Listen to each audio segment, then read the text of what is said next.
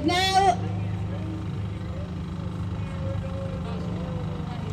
our next speaker, she's been exciting and mobilizing us for weeks. So, hello everyone, welcome back.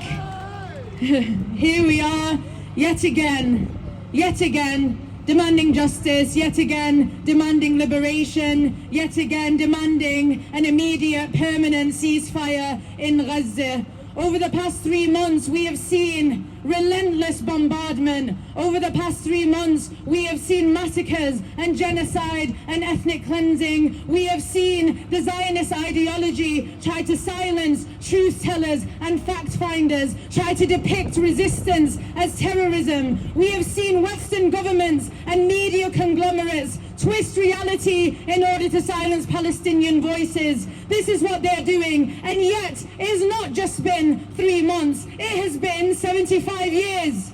It has been 75 years of oppression. It has been 75 years of ethnic cleansing. It has been 75 years of violent dispossession, of violent land grabs, of silencing Palestinian voices.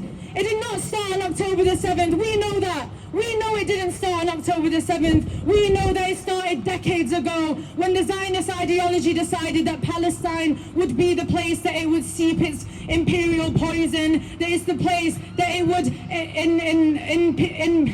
can't even speak, it's the place that it would inject its settler colonial ideology. That is when it started. When we look across occupied Palestine, we see cities that are being destroyed and decimated. It does not just isolate to Gaza. It is occupied Palestine.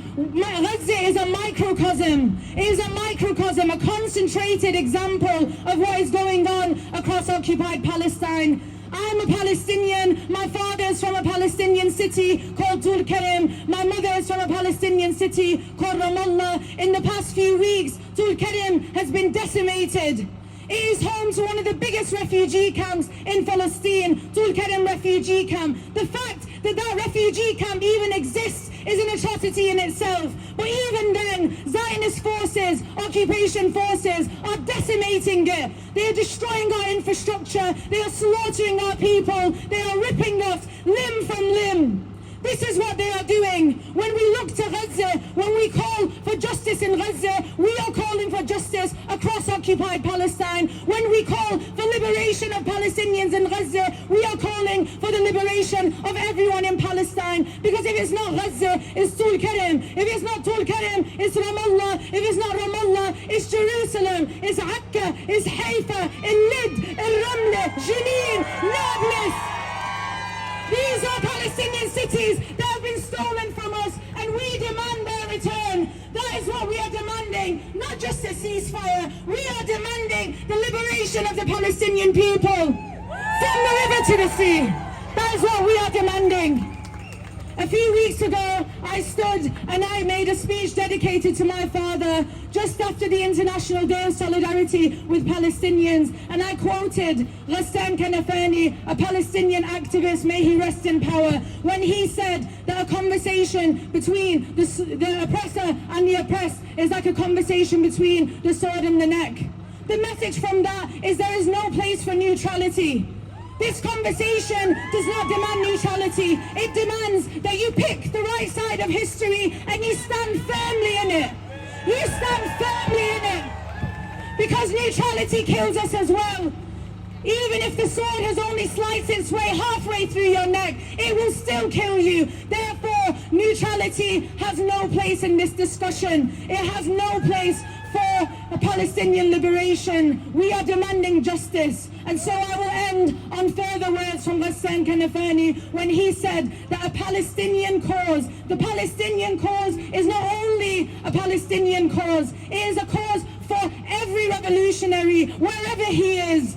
Wherever he is, this is a cause for the exploited and the oppressed masses of this era. So stand with us, firmly with us. Do not be neutral. Stand. You are either pro or anti-genocide. This is where the moral spectrum is. Decide which end of the moral spectrum you lie on. Because one day when Palestine is free, it will pave the way. It will set a precedent. It will set a precedent for a world free from imperialism, free from colonization, free from perpetuators of persecution, from enablers of ethnic cleansing. It will cease. It will cease to be a world that allows arms of apartheid to live freely, to infest our world like a poison. That is the world we are demanding when we are out here. Do you agree?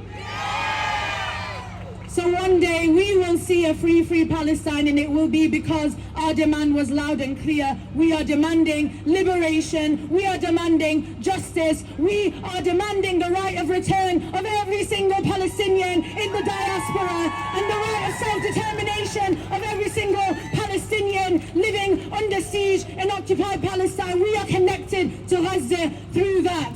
Free, free! Free, free! 1, 2, 3, 4! Occupation, 5, 6, 7, 8! Israel is a terrorist state! Thank you, everyone. Thank you. From the river to the sea! From the river to the sea!